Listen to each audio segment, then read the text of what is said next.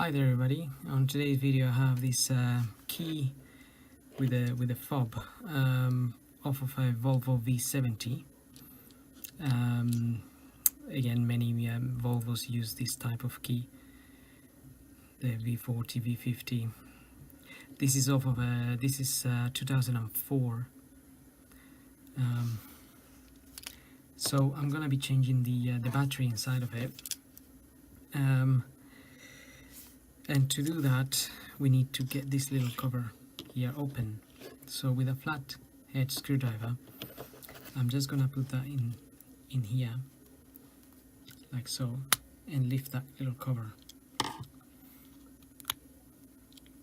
Lift that cover, and then you will find the battery in there. You can then remove the battery.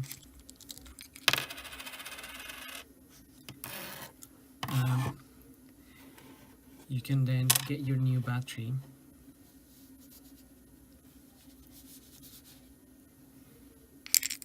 Just get it down in there.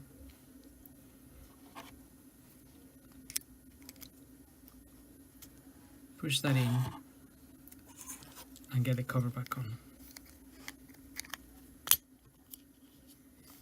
And that's it.